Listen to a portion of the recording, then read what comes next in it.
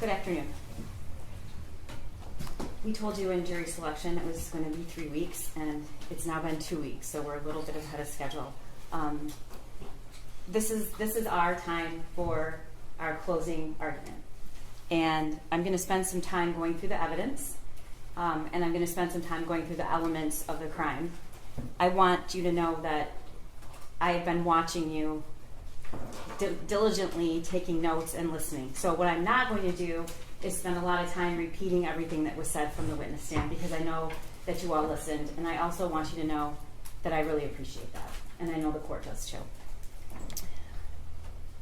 I told you during jury selection that it wasn't going to be easy, and it was not easy.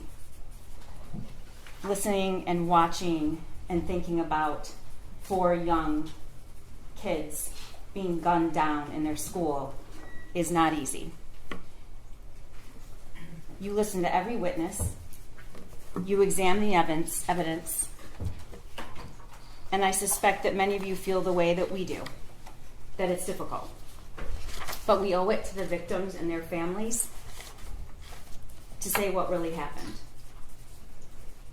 And you've listened and you've done that. In our system of justice, we have different roles to play, and each role is different. There are people who think it's the prosecutor's job to convict people. I don't think that's the prosecutor's job. I think my job and our job is to present the evidence and the facts and tell you the truth. And telling the truth sometimes means showing you things none of us want to see, some of us don't agree with, some of us don't like. But I believe that that's my job. We don't pick or choose the very best things, because I believe that you should have the truth. And I believe that it's not my job, nor is it right, to sanitize what happened in that school that day. Because if we don't tell you exactly what happened, then you don't know all the facts, and you don't know what the truth is.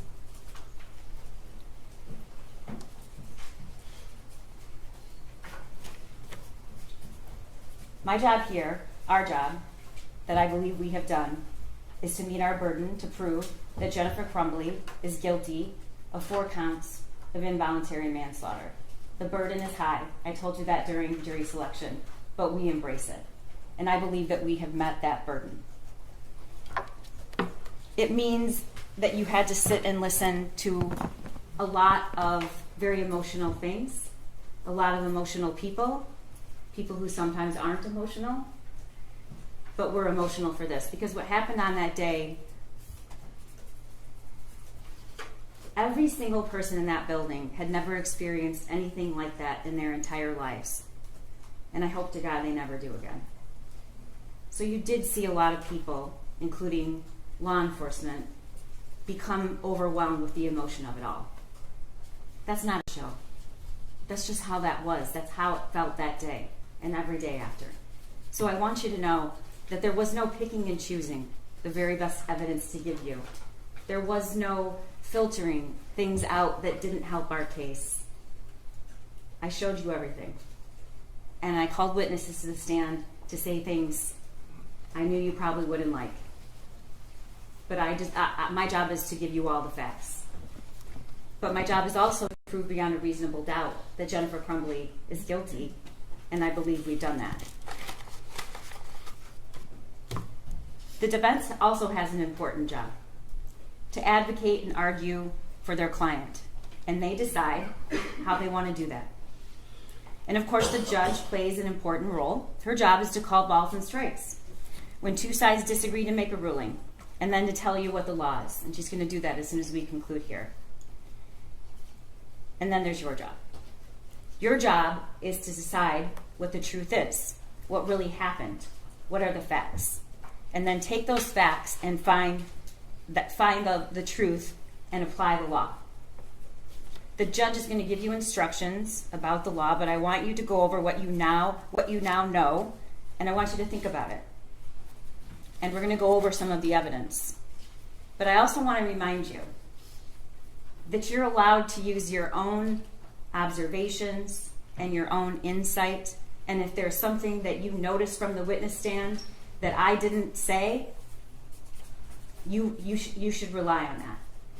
We can't possibly tell you every single little thing. And sometimes, ladies and gentlemen, the most important things are the things that don't get said. The most important things are the way the victim or the witness spoke, the way they answered a question. And I encourage you to rely on your own perceptions of that. I want to start out by talking to you about the elements of the crime. Involuntary manslaughter, she is charged with. This case is based on 2 theories. You're going to have all this in their jury room, but hopefully I'm going to explain it so well you will have no questions. These are dependent on 2 specific theories. One is the gross negligence in the performance of a lawful act, and that gross negligence caused death, and in doing so, the act that caused death, defendant acted in a grossly negligent manner. The second is the gross negligence in failing to perform a legal duty. One, I have to prove that she had a legal duty to the victims. 2, she knew of the facts that gave rise to the duty. 3, she willfully neglected or refused to perform that duty, and her failure to perform it was grossly negligent to human life. And then 4, the death of the victims was directly caused by defendant's failure to perform this duty. Causation. The judge is going to instruct you, maybe more than once, and I'm going to say it, that there may be more than one cause of death. And it's not enough that the defendant's acts made it possible for the death to occur. In order to find the deaths of Madison Baldwin, Tate Meir, Hannah St. Juliana, and Justin Schilling were caused by the defendant, you must find beyond a reasonable doubt that the deaths were the natural or necessary result of the defendant's actions. You heard the evidence that the defendant's son shot Madison Baldwin, Tate Meir, Hannah, and Justin. And as previously noted, there may be more than one cause of death. And defendant's acts or inactions need not be the sole cause of the harm. In order to find that the death of Madison, Tate, Hannah, and Justin was caused by the defendant, you must also find beyond a reasonable doubt that her son's act of shooting these 4 individuals was reasonably foreseeable. Now you look at that, all of that I have to prove. And it seems a lot. It seems like it's going to take a pretty strong case to prove that. It's going to take some pretty egregious facts. Some unique, egregious, incomprehensible facts. And that's what we have here. Gross negligence means more than just careless. It means willful disregard of results to others that might follow from an act or failure to act. In order to find that the defendant was grossly negligent, you have to find the following 3 things. 1, that she knew of the danger to another. She knew there was a situation that required her to take ordinary care to avoid injuring others. And second, that she could have avoided injuring another by using ordinary care. Third, that she failed to use ordinary care to prevent injury, and to a reasonable person, it would have been apparent that the result was likely to be serious injury. I told you I have 2 theories. We're prosecuting and charging based on 2 theories. They're both based on a legal duty. What's a legal duty? In Michigan, a parent has a legal duty to exercise reasonable care to control their minor child, to prevent that child from intentionally harming others, or prevent that child from conducting themselves in a way that creates an unreasonable risk of bodily harm to others. We talked about there's 2 alternate theories. Both of those theories, if proven, are sufficient to establish the crime of involuntary manslaughter. It's not necessary that you all agree on which theory has been proven, and as long as you all agree that we've proved at least one of those theories beyond a reasonable doubt, you can find her guilty. I want to take you through the testimony. I'm not going to get into every single detail of each of these witnesses' testimony because I know that you were listening and you were writing. You heard from Molly Darnell. Molly was a teacher in the school that day. She was in room 224. And she saw the firearm when it was raised, shoulder height, pointed directly at her. And what she noticed was there was no orange tip. You also heard her say that she locked eyes with Jennifer Crumbley's son as he was taking that stance. You heard her testify that she jumped to the right, thank God, just in time, because the shot in her shoulder that she sustained was only inches from her heart. The next witness you heard from was Christy Gibson Marshall, who's an assistant principal at Oxford High School. I don't think there's one of us that would disagree that Christy Gibson Marshall did the most dangerous thing she could do. And she did not follow the protocol. It's probably one of the most courageous things I've ever seen. She walked to the shooter. She saw a student on the floor. And then, when she finally came face to face with the person who had shot this student, she didn't move. She just stared at him. And he didn't shoot her. She testified that she knew him. She was his principal in middle school. And she just couldn't believe that he would do something like that because she knew him when he was in middle school. You saw the video of that day and what happened. And he just kept going. And even after he left and she had no idea where he was going, she didn't go hide anywhere. She didn't keep herself safe. She bent down to render aid and assistance to that student.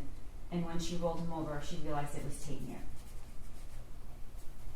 We all know that she didn't and wasn't able to save Taymir. We heard from Tammy Batt, who sold the Caltech and the Derringer to James in June of 2021. She also sold the 9mm Sig Sauer to James with the shooter present on November 26th, the day after Thanksgiving. She testified that James came in and pointed right at the Sig and said he's had his eye on it. She walked us through the process of purchasing a firearm. She talked about the trigger lock statement provided to James upon purchase and the cable lock provided with November 2021 on that gun purchase. Next, we heard from Special Agent Brett Brandon, who's sitting right here. You heard that when he was informed about the Oxford shooting, he left so quickly that when his partner came back, his chair was still spinning. And he raced and drove up there as fast as he possibly could because it was very much his own community. You heard he went right in and he found Lieutenant Willis and he said, "Do you know where the gun is and do you know where it came from and do you need help?" And so he was responsible for finding out where that gun came from, which he did.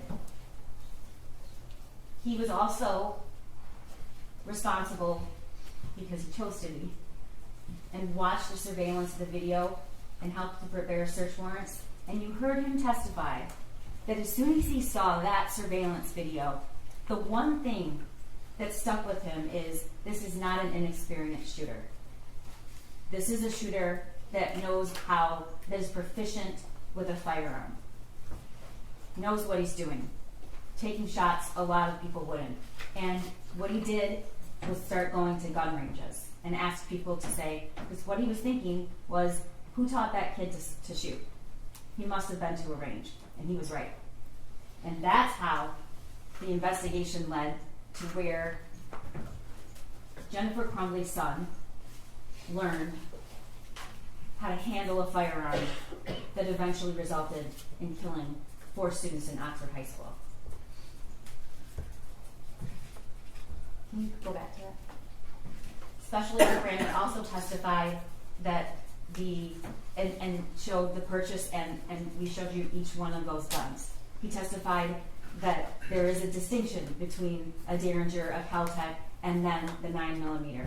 And what we really heard from him was that 9mm is a much more dangerous gun. It causes more damage to whatever it hits. The bullets are a larger caliber, and it's a very dangerous weapon. He showed you what comes with every gun purchase, which is the ATF pamphlet. He read to you about the warnings. There's a reason they put it in every single gun purchase.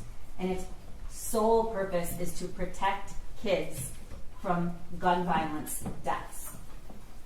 He talked to you about what a trigger lock is and the trigger lock statement. He showed you the Instagram post that's unforgettable. We don't have to really argue about whose gun that was. Jennifer Crumbley told us whose gun that was. She told us when she posted on social media it was his Christmas present, and she told you in this trial. That weapon is not just that weapon. It is the defendant's son's gun.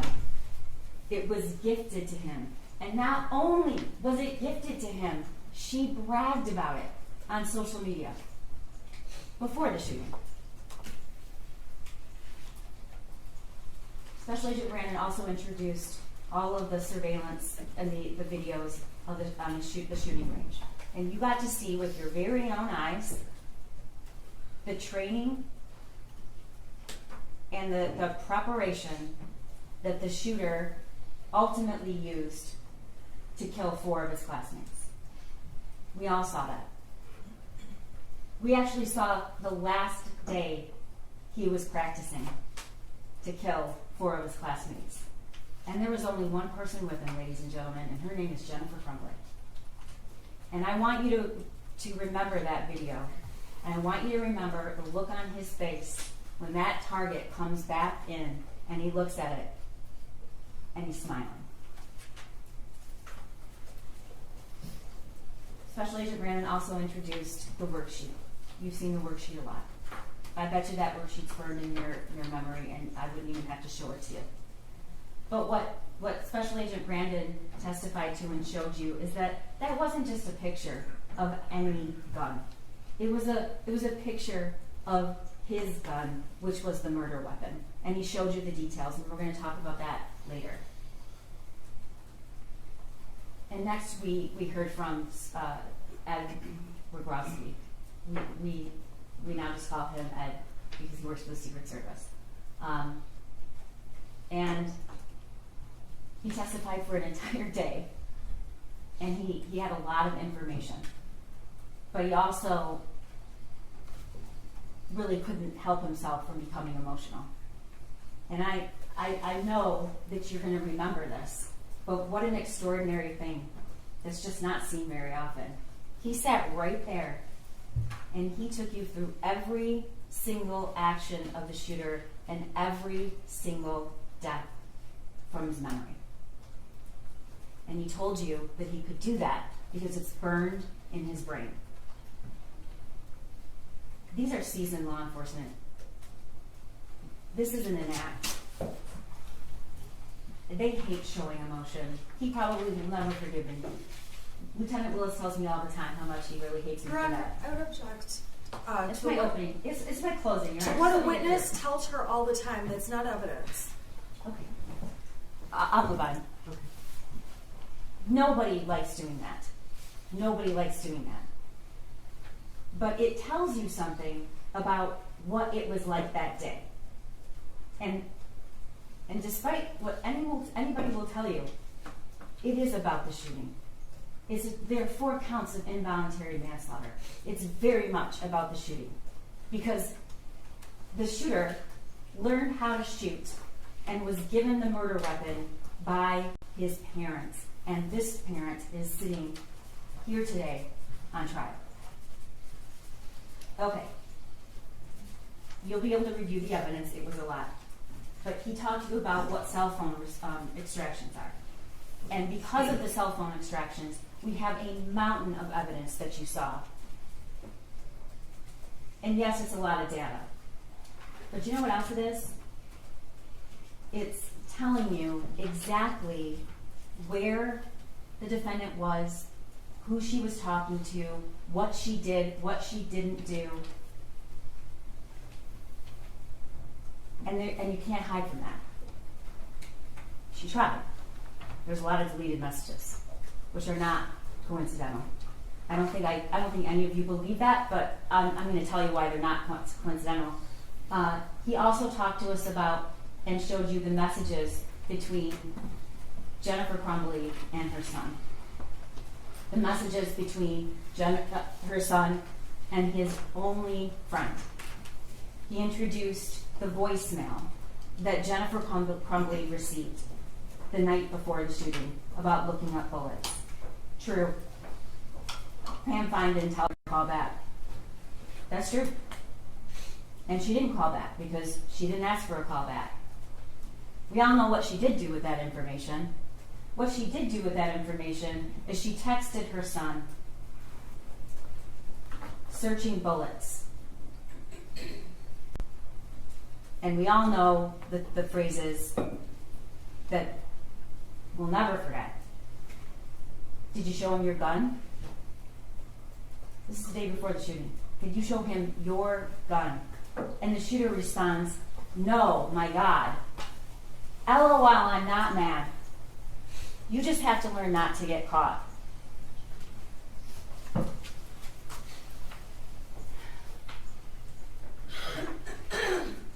Kira Pennant testified that she knew Jennifer Crumbley. She testified about the amount of time that Jennifer Crumbley and James Crumbley spent at the barn. She testified about all the money they spent at the barn. Why is this important, ladies and gentlemen? It's not to show you that somebody's a bad person for liking horses or spending a lot of money on horses. It isn't. And it's not to say that somebody should spend every waking hour that they're not at work at home with their teenager. That's not the purpose of this evidence. The purpose of this evidence is to show you what Jennifer Crumbley cared about the most and what she was doing and where she was when her son learned to be a killer. Kira will tell you that she referred to her son as an oopsie baby and said he was weird. She rarely saw him. And that even after the one friend was taken away abruptly with no notice, they still went to the barn, even at night, and left him by himself. Which is absolutely normal to leave teenagers at home by themselves. Unless that teenager is showing signs of mental crisis and that teenager has lost the only person in the world that he has. And then she told us that when she got the worksheet texted to her that day by Jennifer Crumbley, she was very concerned. She was alarmed. And in fact, she said, bring him to the barn.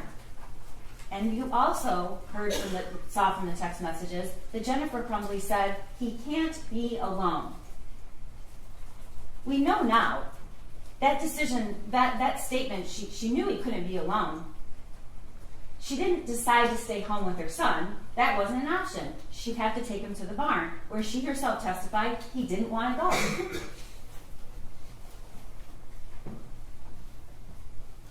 You heard from two people who were at that meeting that day, Sean Hopkins and Nick Ejab. I'm going to tell you right now that this is not an argument that the school did everything they should have done. I'm not going to say that to you. I'm not going to tell you that I like everything they testified to. I'm not going to tell you that I think it was okay they didn't look in the backpack. I don't think it was. But this is about Jennifer Crumbley's actions. And any attempt to make it about what these two individuals did or didn't do, like it or not, who did not have any of the information that was so jarring. It's about what she knew and what she didn't say.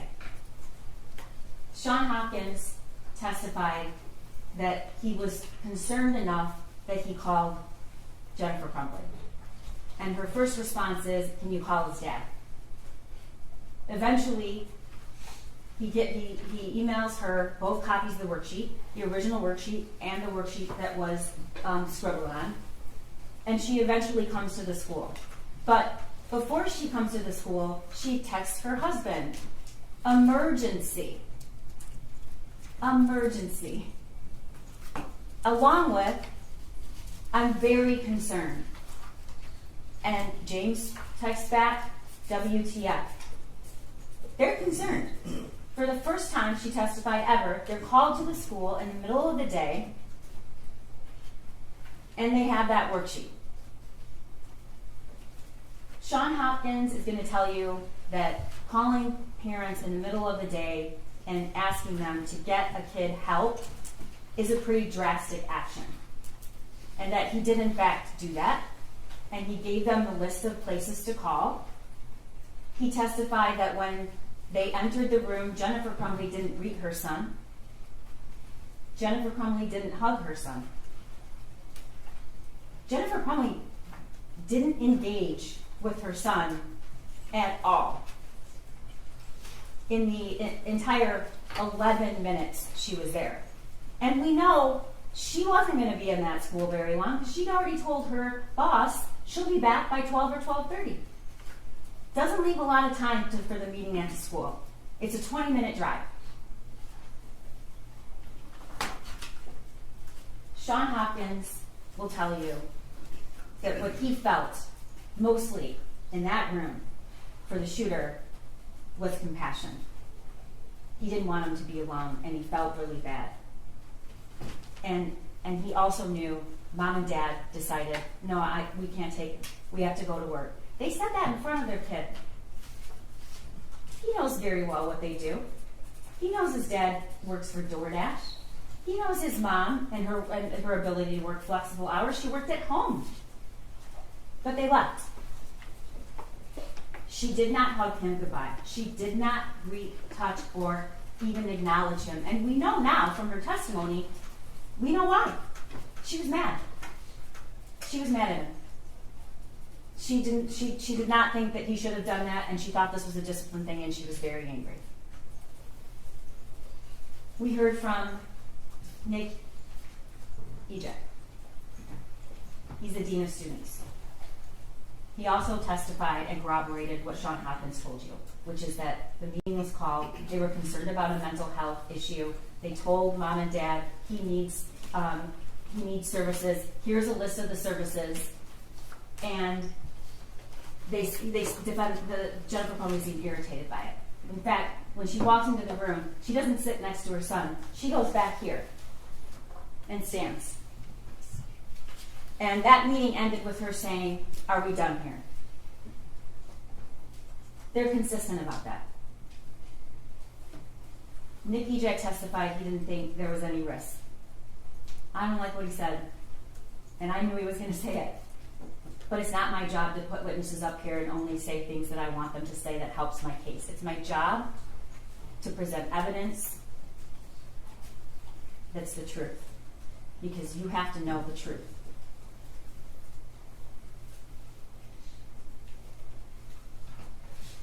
Sergeant Joseph Bryan is the first law enforcement that had contact with Jennifer Crumbley and her husband right after the shooting. And you saw the interview in the substation. And you saw the demeanor of the defendant. I want you to remember something. It wasn't even an hour. It was around an hour after the shooting took place. She's on her cell phone. She's looking to see if it's on the news, she said. We also know that there were deleted messages. We don't know when she deleted them, but we know there were messages deleted after the time of the shooting from the time that the phones were seized later that night. He asked about the gun. And you heard what she said, what they both said. It was hidden. It was hidden. She read the text message. Oh, he said he loved me. And she reads the text message. And then she said, I texted him, I love you back. It was 49 minutes later that she texted, I love you back. And it was after she already knew that he was the shooter. She doesn't say what the text after that is. She leaves that out. The text after that is, Ethan, don't do it. She doesn't say, well, we were at the school, but he was also caught searching bullets that night, the night before. She doesn't say that, and I told him, don't worry about it, just don't get caught.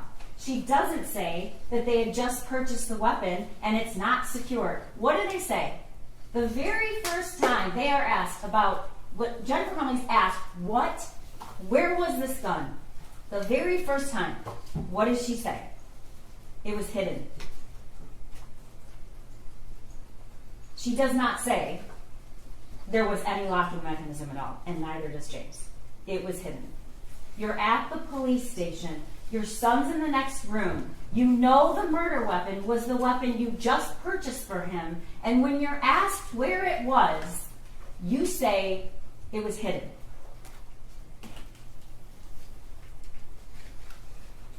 We also heard from Andy Smith, who was Jennifer's boss. He testified she could have absolutely gone home. She works from home, and there's flexibility, that they have kids that come to work, that the meeting that she wanted to get to was not in any way mandatory, and he testified about some very bizarre communications.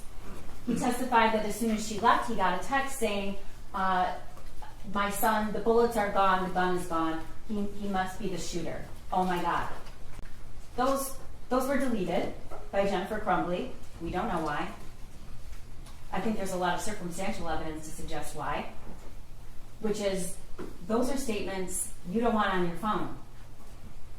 And then, not 3 hours after her son shot and killed 4 people, and he's already in custody, and it's already clear that he is probably never, ever, ever going to be out of prison for the rest of his life, she's texting, don't judge me based on what he did. I need my job. Her explanation for that, she was in planning mode. The next witness is Amanda Holland, who testified that she came back to the work that day. She had the worksheet. Andy Smith also said she before the shooting occurred, she was down, she was sad. I feel like a failure as a parent. I feel like a failure as a parent. This is before the shooting. And she also tells Amanda about this, and she tells Amanda he can't be alone. So I'm just going to take him to the barn tonight. We can get to it a little bit later. I guess what's really hard to comprehend is how before the shooting, just based on the meeting and what she knows and the drawing, she thinks she's a failure of a parent. But she sat right here and said, after all, she doesn't really think she was a failure as a parent. And that's after she knows everything that happened.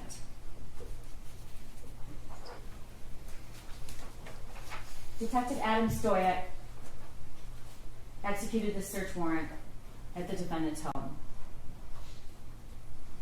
I want to make it really clear. Jennifer Crumbley's not being charged with involuntary manslaughter because she has a dirty house. That's absurd. And you can see pictures so we can prove that she didn't have her house clean. I don't care if her house is clean or not, and I don't think you do either. Those pictures are shown to you because that is where the shooter lived and it's where she lived.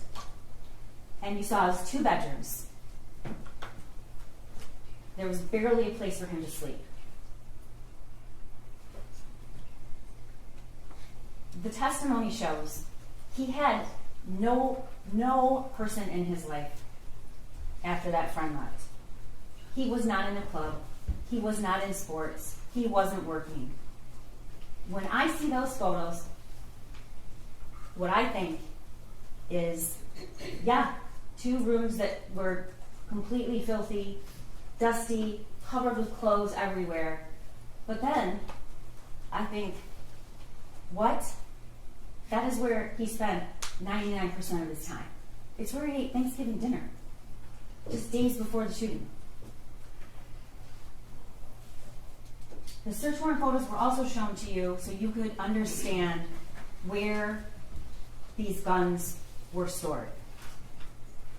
We have a pretty good idea that the Kel-Tec and the Derringer were in what's called the gun safe. The lock was 000, but we know that they were kept there. What do we know about the SIG, the Jennifer Crumbley's son's gun? We know that there was a box on the bed and the ammunition next to it. This is the box. This is the box. I'm sorry, this is the thing. Can you get the other box? I'm just going to show you in a minute. This is the box of the Kel-Tec, which was found with this cable lock inside of it. Where she kept the other guns? No. I'm sorry, is that the box or the case? Is that the box or the safe? This is the box. That's the box.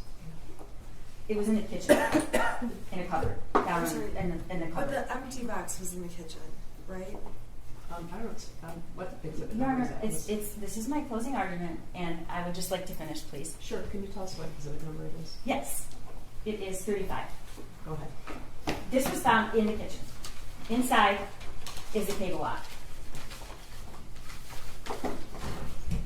This was found on the end of the defendant's bed. Special Agent Brandon showed you what it's like to open this up and close it. You hear that clap? It's not an easy thing.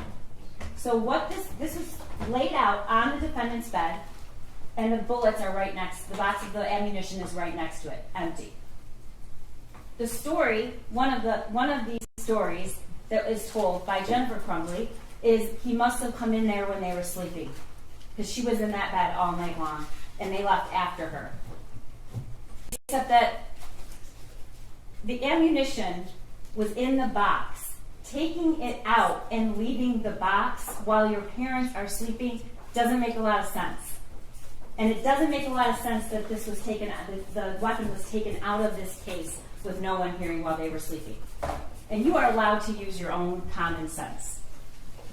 He also testified about the search warrant. He testified where this cable lock was found, and he testified where the case and the box was found. And he testified where the gun safe was found. It was not, unlike what Jennifer Crumbley alleged, stored separately from the ammunition. It was actually right next to the ammunition. In a gun safe, the other 2 guns with a combination 000.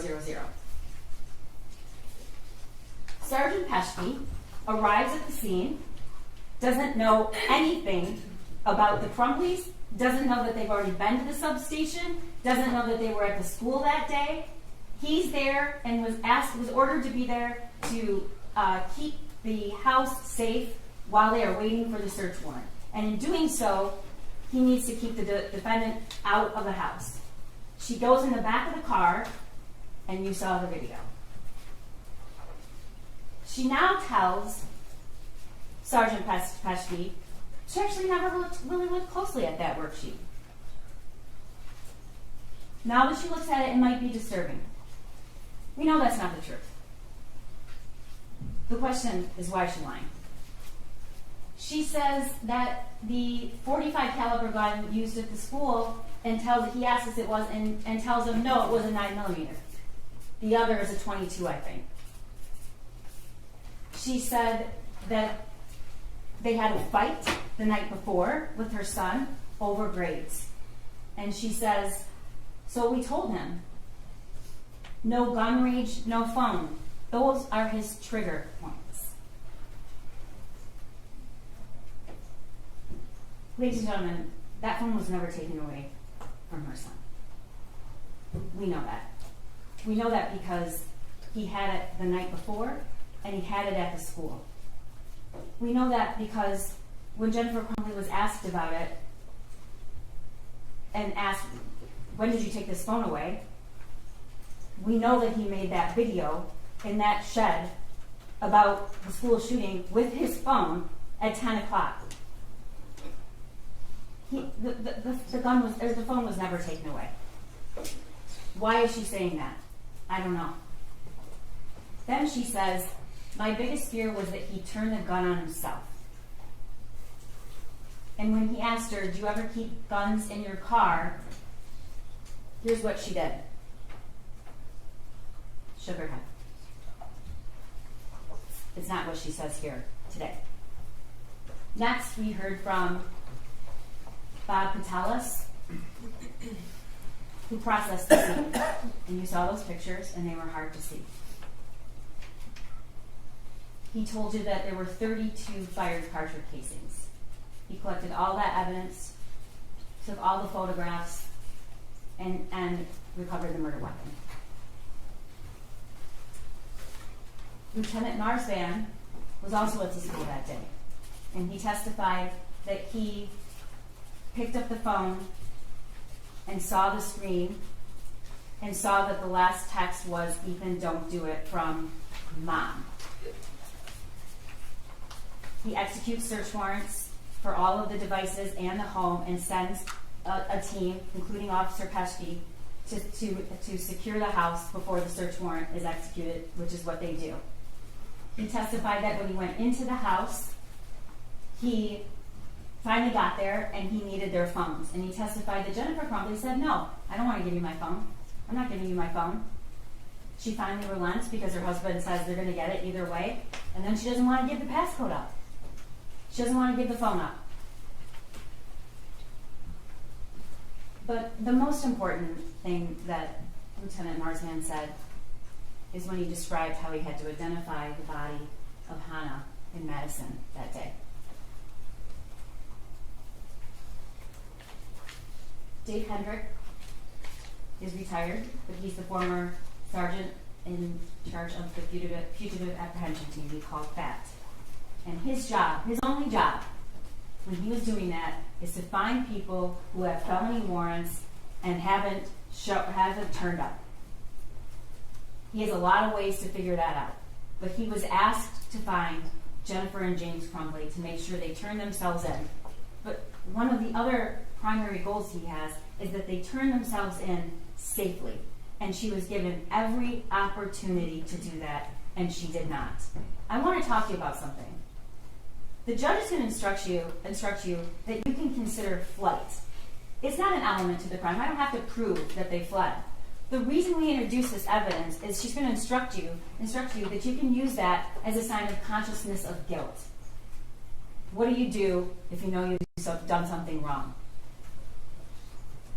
You can use that to show consciousness of guilt.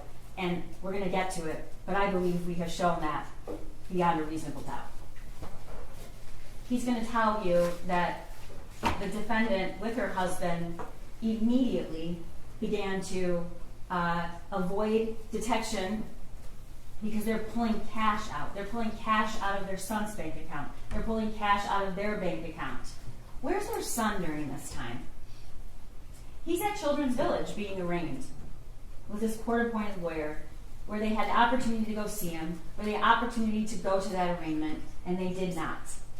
Because they never even went, they fled their house and went to a hotel, and then they ended up at an extended stay, and that is where they ultimately left one of the Kias, backed into a parking space. He's going to tell you that he eventually did apprehend the defendant. You've heard a lot about that. And he's going to tell you that there were hundreds of law enforcement officials on the scene when she was apprehended. Luke Kirtley, I know you will not forget him, coincidentally knew a lot about cars and coincidentally pulled into that parking lot right about the time and coincidentally had just seen the wanted poster, he called it, with a description of the cars and a photo of the defendant. And coincidentally thought, maybe that's the car. And you watch the video where he goes around and he sees the license plate and he plays it cool and slowly walks into the building and then makes the call to 911. He describes to you how within minutes, police officers arrived, and then swarms of law enforcement arrived. SWAT, the marshals, ATF, the Sheriff's Department, Detroit PD, all sorts of law enforcement show up immediately. He also testified that the unit where Jennifer Crumbley was actually found was very close to his, and it faced the parking lot, and the whole wall was windows, and it was on the first floor. And he's going to tell you that the whole parking lot was lit up with law enforcement, lights, sirens, all kinds of things. Next, we heard from Corporal David Shaw, and he testified that once he got there, they took a 35-pound ram to breach the door, which was right outside the unit where the defendant was found.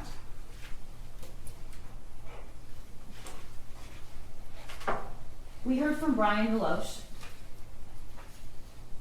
Also, didn't love a lot of things he has to say, but you deserve to know the truth. And the truth is, like it or not, this is who Jennifer Crumbley spent her time with, and she told him that morning, the gun's in my car, and I'm afraid my son's going to do something stupid. Before the shooting, the same day. You've also learned that although their Facebook thread in general was always deleted, after the shooting, it remained, except she deleted, not unsent. Rely on your own memory about what that testimony was. Those were not unsent messages, they were deleted, and you heard Ed Rogrowski tell you that. But these were the two that were deleted. On the run again, and we're fucked. William Freer testified what was found in the building and the art studio where Jennifer Crumbley was found. You saw the photographs. You learned that there was a little over $6,000 in cash. You learned where the phones were found, and the cash, and the purse, in the plastic tub, in another plastic tub with a lid on it, feet away from where the mattress was, and there are other things where you learned all those phones were off. He also testified what else was found. Booze, orange juice, ice, and avocado, bananas, socks, blankets, and that is the room where Jennifer Crumbley was ultimately apprehended. You heard from Lieutenant Willis, who was the officer in charge.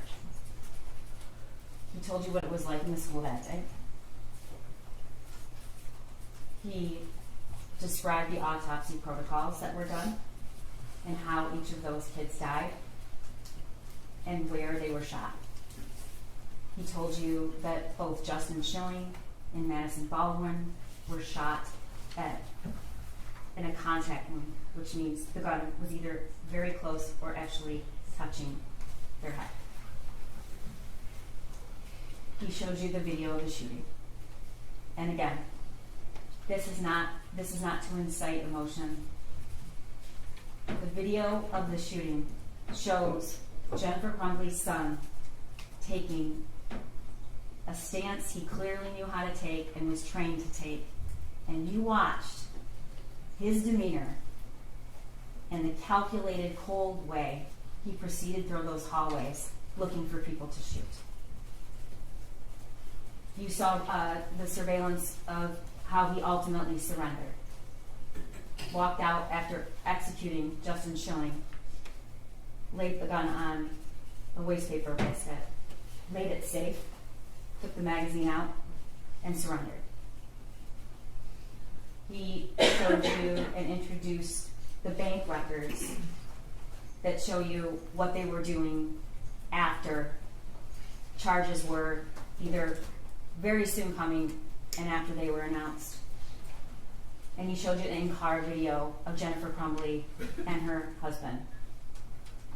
who just a few hours after the shooting embraced, kissed, whatever happens, I love you. Don't say anything to the police.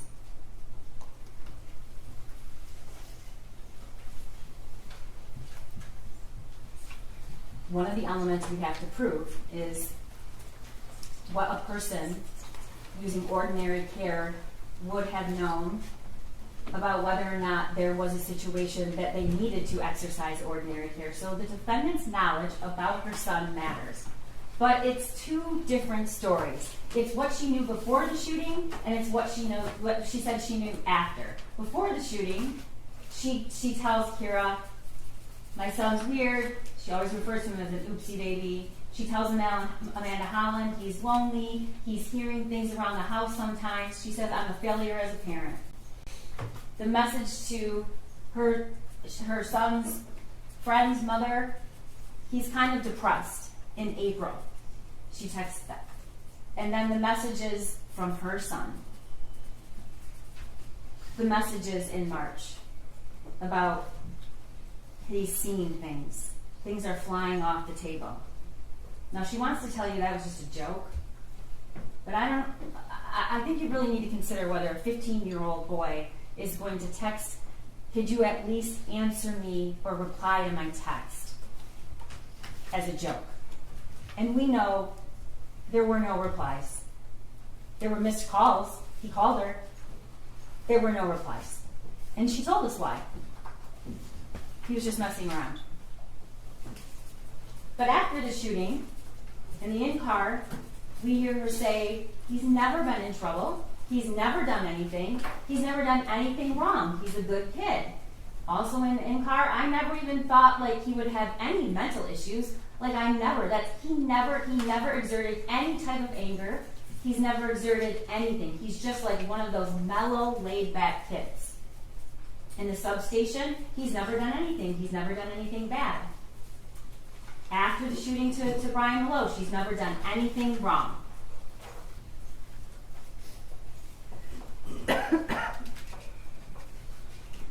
Jennifer Crumbley has said a lot of things about that drawing in that meeting at the school.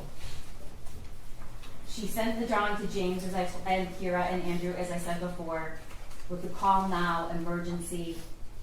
She told Kira he couldn't be left alone. She tells Andy she needs to get him counseling, and she tells Amanda that the drawing was really scary. She agrees. After, this is what she says in the substation. Nobody didn't seem worried about it, and he said that my son's more than welcome to stay at the school, or he could go home. And I really wish we had taken him home. In the in-car, she said, I didn't even look at that closely. Now that I do, when I was at the substation, I looked at it closely, which we know is not true. I looked at them closely, and they're a little disturbing. Well, they're very disturbing, because look what he just fucking did. And then to Maloche, she says, the school was very nonchalant, but the paper they showed me had all of the things scratched out. That's just not true. It's just not true. And you don't have to believe me, because we have evidence it's not true, and you heard it.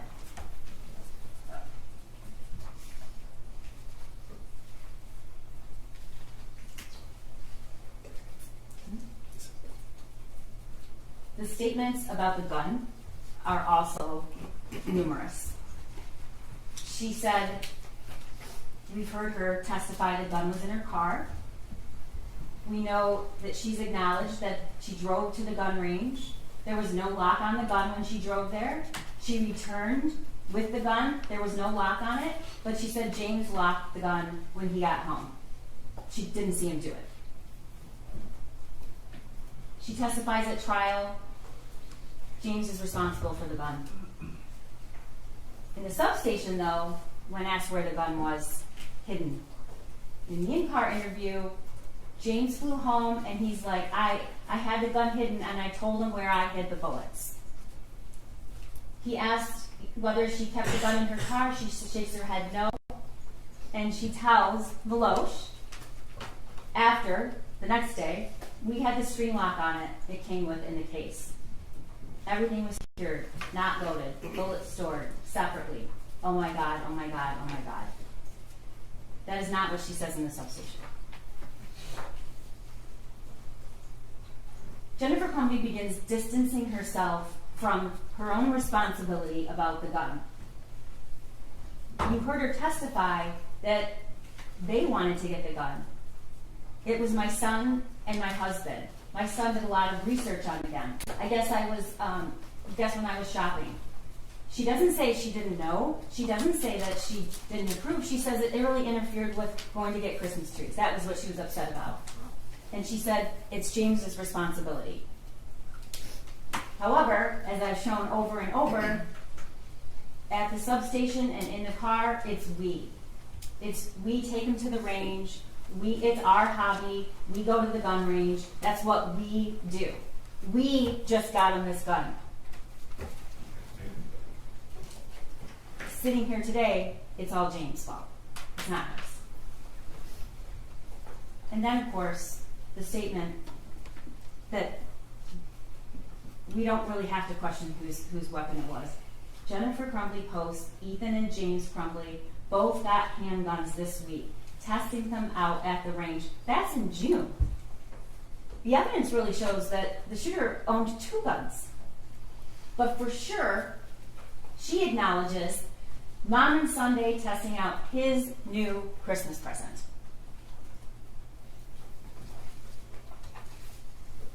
You heard evidence that was presented to you about the journal that was found in the bathroom by the shooter's backpack, right before the bathroom that he exited and started shooting. I have zero help for my mental problems, and it's causing me to shoot up the fucking school. Next slide. First off, I got my gun. It's an SP 2022 Sig Sauer 9mm. The shooting is tomorrow. I have access to the gun and the ammo. I am fully committed to this. So yeah, I'm going to prison for the rest of my life, and many people have about 1 day to live.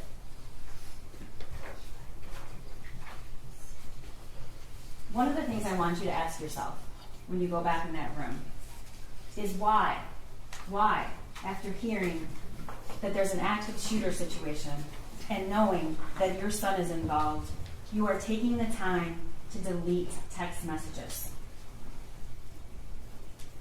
And look at the messages that were deleted. We're on the run again. Helicopters, not sure where to. I'll message you. And we're fucked. Deletes. The gun is gone and so are the bullets. Oh my God, Andy, he's going to kill himself. He must be the shooter. Ethan did it. Those were deleted from her phone. She deletes all the things she says about the drawing to Kira, including making sure that she still was going to get her lesson that night.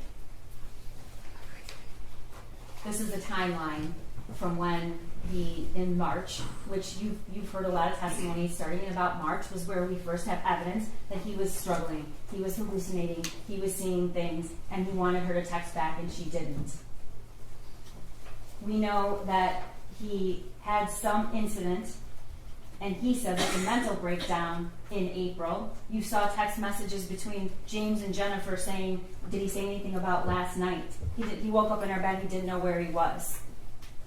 We don't know what that was about, but we certainly know that that is not evidence of somebody who is completely fine and stable. In fact, lots of messages from Jennifer Crumbley saying, I'm worried. I'm worried he's going to do something stupid. In April, she texts her friend that she thinks he's depressed. The Caltech and the Derringer was purchased in June. They go to the shooting range in June. They go to the shooting range in August. They go to the shooting range in September. And then in November, they buy the Sig Sauer. And we see the shooting range that Jennifer Crumbley went to with her son, testing out his new Christmas present. Here's what we learned Jennifer Crumbley did after the shooting. As soon as they took her phone, they bought burner phones in Lapeer at 8 o'clock the night of the shooting. They checked into a Holiday Inn Express that night in Lapeer. They then left and went to an extended stay in Auburn Hills, which Lieutenant Willis testified was almost across the street from a police department. Upon learning that charges were possibly coming, and the same day charges were announced, they leave that hotel and drive to Detroit. They withdrew $2,000 from a Flagstar Bank on December 2nd. They drive to Owasso, an hour away, she says, because we just didn't want anyone to recognize us, to buy replacement phones. She texts that she's on the run again. Helicopters are not sure where, I'll message you to. At 7:31 a.m. on December 2nd. She texts on December 2nd, we're fucked, at 2 o'clock. On December 3rd, at 4:59 a.m., she texts, I'd rather die than go to jail. Then she withdraws $4,000 from another Flagstar on December 3rd. She checks out of the extended stay on the 3rd and drives down and arrives at Bellevue at 10:58 on December 3rd. You heard what happened. You heard her testimony. The facts do not support the story that Jennifer Crumbley told you. They just don't. There is no possible way, and Luke told you that, and so did Corporal Shaw, that you could be in that building with that many law enforcement and not know that somebody was there. And we don't even have to use that today's testimony, ladies and gentlemen, because she texted herself, I think we're caught, we're laying low. She texts that, we find out, and this is evidence we got this morning. She texts that after she's already said she took 4 Xanax and went to sleep. Now you saw that video. You saw that video. All those people, for over 2 hours, they're sleeping, and even when they come into the room, they still don't even act like they get up. It's just not true. And we know it's not true because they'd already taken steps. She had hidden the phones, powered them down, separate from all the other things they had, with the cash.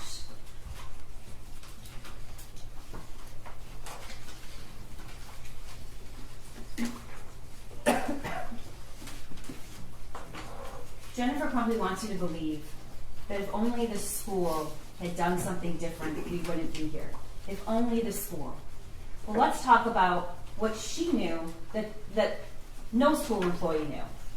She knew about the text messages in March that he was about a demon, throwing bowls, clothes flying off the shelf. She knew about the March 18th incident of waking up in his parents' bedroom and like he had way too much to drink and asking why he was in their room.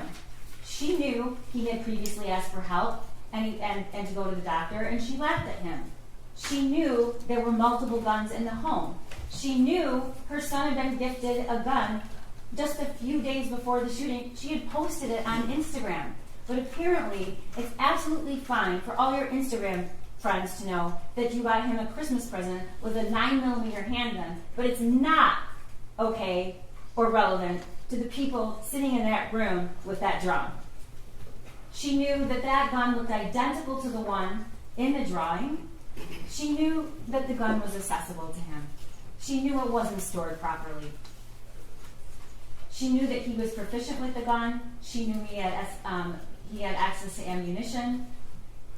And she knew that her son was upset the night before. Now, Dad says he was locked out. She told Amanda Holland he got locked out. She doesn't acknowledge that. She does acknowledge that he did leave the house that night because he was upset. And we all know what he did. We all know what he did. He went to that shed and he recorded that video. I object. That video did not come into evidence.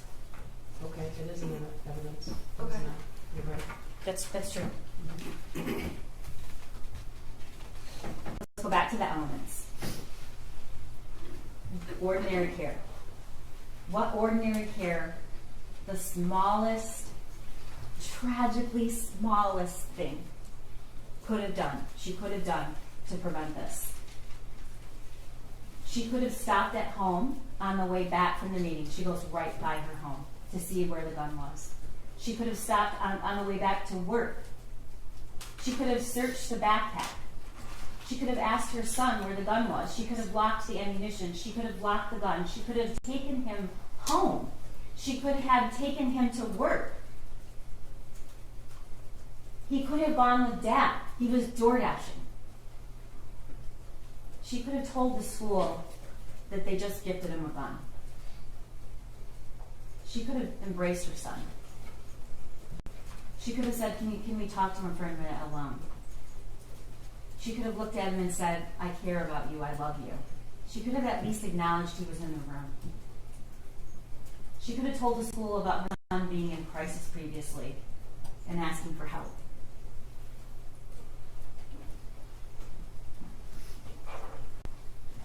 Ordinary care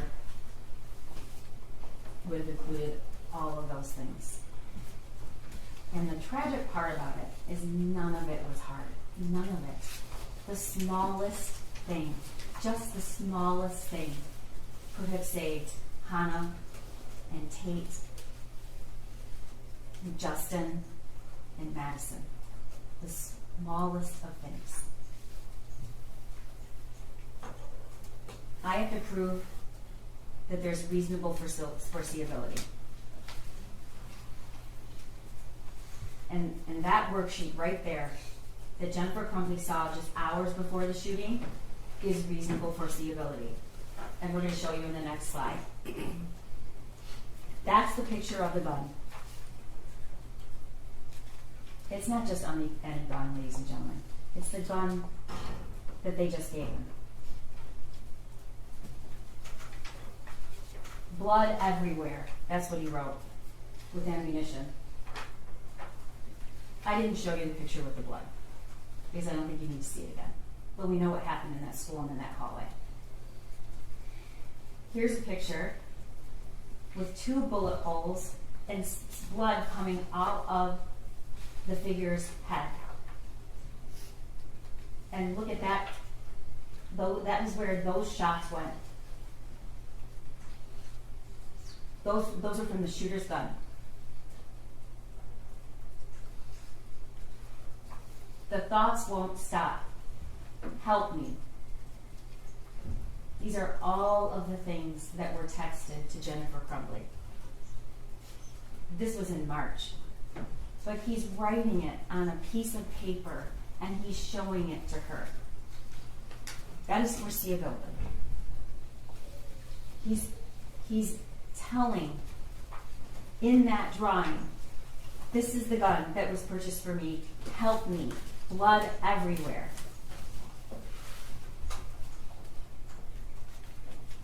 The world is dead. I know you won't ever forget the video, but if you look at the defendant's son and see that there was no emotion, none.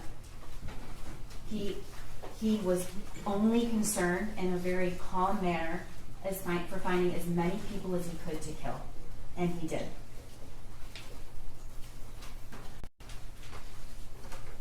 My life is useless. These statements from the defendant's son are just heartbreaking. I asked my dad to take me to the doctor yesterday, but he said, just give me some pills and told me to suck it up. Like, it's at the point that I'm asking to go to the doctor. My mom laughed when I told her, but I am having bad insomnia right now. I need help. I was thinking I could call 911 so I could go to the hospital, but then my parents would be really pissed. Like, I am mentally and physically dying.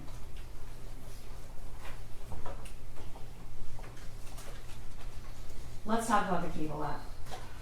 Jennifer Crumbley says that the weapon was used, but it was locked in a cable lock that came with the case. This cable lock that came is the cable lock that came in that case with the SIG. It's never been opened and it's never been used.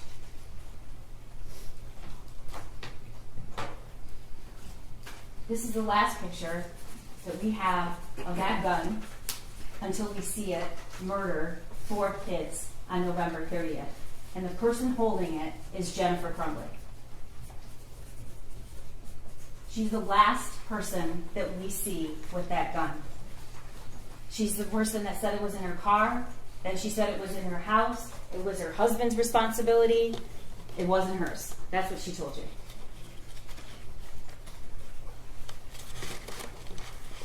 She knew he was distraught the night before. He texted her, "I love you." She told you that's never happened before. She did think it was abnormal or odd. She knew he was looking up bullets in the school. She knew he was watching violent videos. She knew he was proficient with guns. She knew he was previously in crisis. She knew his only friend that he talked to was just gone. She knew all those things.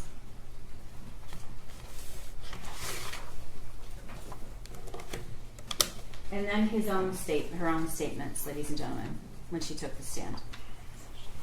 She testified that when she's looking back, she still wouldn't do one thing different.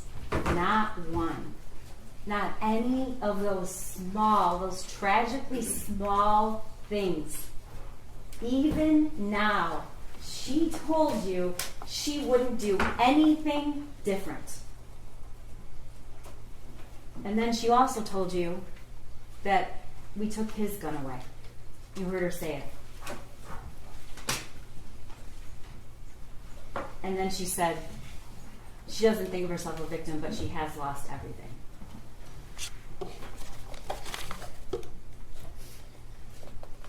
You're going to hear the instructions from the judge, and you're going to take the facts and the witnesses and the evidence and use what you promised to use, which is impartial, honest assessment, and find what you believe the facts are in this case. The flight, evidence of the flight and what they did after is not an element I have to prove. But what does it show? It shows the minute this shooting became public and ended up in the paper and the media, Jennifer Crumbley started telling a story, and then she ran. And she didn't run just because she was selfish, ladies and gentlemen. She ran, and she started deleting text messages, and she started telling a different story because she knew she had done something wrong. That's the only reason you start deleting text messages. It's the only reason that you start saying something that isn't true. It just isn't true.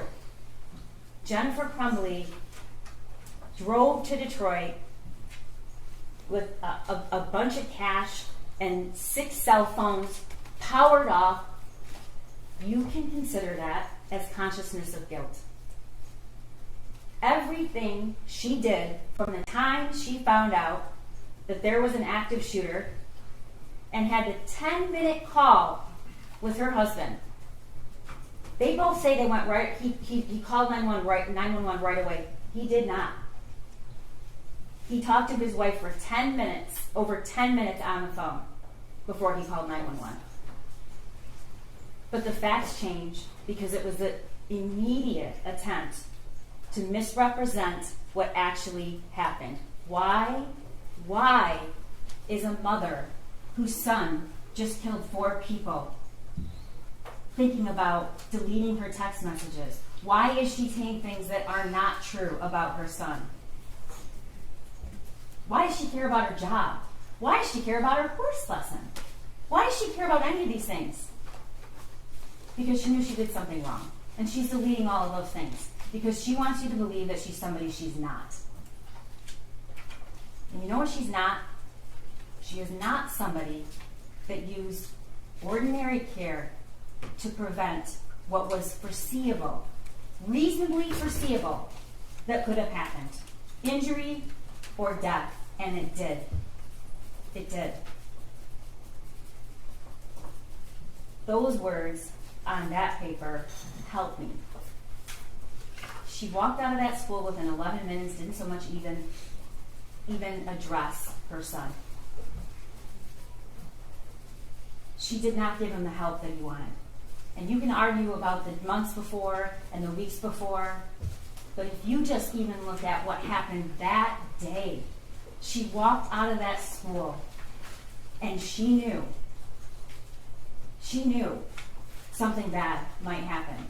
What does she do when she gets back to work? She all of a sudden texts her son, "Are you okay? You know you can talk to us." These are the actions of somebody who was worried. She was worried and she was concerned and she was panicked until after. And then it's a different story. Why? Because she knew she had done something wrong. She walked out of that school when just the smallest of things could have saved, could have helped Hannah and Tate and Madison and Justin. Just the smallest of things. And not only did she not do it, she doesn't even regret it. We have proven beyond a reasonable doubt that she is guilty of 4 counts of involuntary manslaughter. It's a rare case. It takes some really egregious facts. It takes the unthinkable. And she has done the unthinkable. And because of that, 4 kids have died. So I'm asking you to go back when you hear the law, review the evidence, and find her guilty, because we have proven her. Thank you. Thank you.